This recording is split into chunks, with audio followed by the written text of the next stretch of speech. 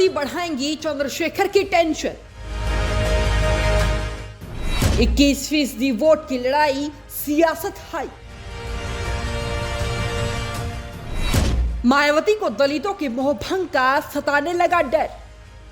जिस दलित वोट को मायावती अपना सबसे ज्यादा मजबूत वोट मानती थी, क्या वो अब कमजोर पड़ने लगा है? क्या मायावती को दलितों के मोहभंग का डर सताने लगा है? और क्या दलितों को मायावती की जगह चंद्रशेखर का चेहरा पसंद आने लगा है?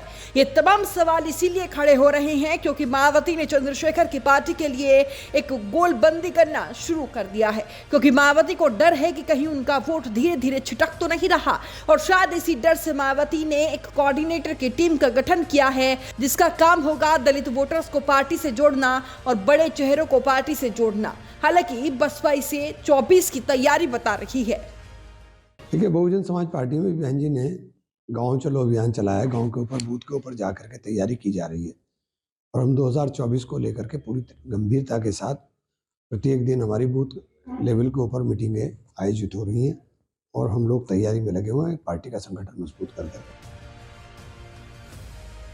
दरअसल मायावती 24 की तैयारी में जुट गई है और दलित मुस्लिम वोट बैंक की राजनीति कर रही है। बसपा सुप्रीमो में मायावती बड़े मुस्लिम और दलित वोटर्स को पार्टी में लाना चाहती है। अपनी खिसकते सियासी जनाधार को बचाने के लिए बसपा सुप्रीमो मायावती इस समय हर संभव कोशिशों में जुटी है।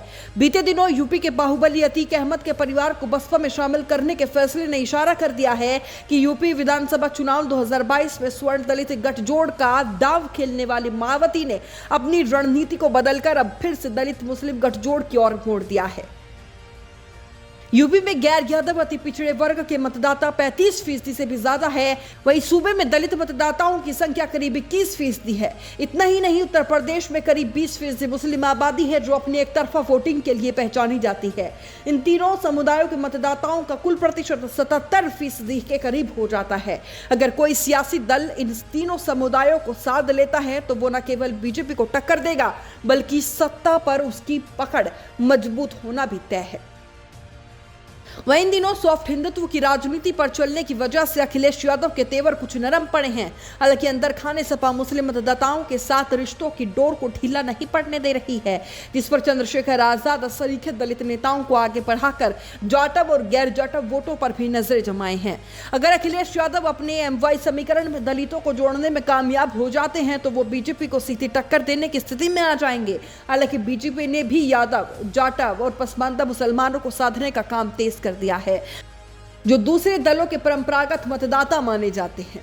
आसान शब्दों में यूं कहे तो देखना दिलचस्प होगा कि यूपी में मुस्लिम दलित अति पिछड़ा का गठजोड़ किसके हाथ लगता है। दरअसल ये गठजोड़ 24 में बसपा के लिए भी फायदेमंद साबित हो सकता है और अखिलेश चंद्रशेखर की जोड़ी को गेम चेंजर बनाने की कुवत भी रखता है। लेकिन जिस तरीके से वर्तमान में मायावती सोकर जाग चुकी है और अपने खोए जनाधार को वापस लाने में जुटी है, उससे तो यही लग रहा है कि चंद्रशेखर के बढ़ते वर्चस्व को लेकर कहीं ना कहीं अंदर खाने मायावती कुछ बेचैन से नजर आ रही है। इस रिपोर्ट पर आपकी क्या राय है, कमेंट बॉक्स में जरूर बताइएगा।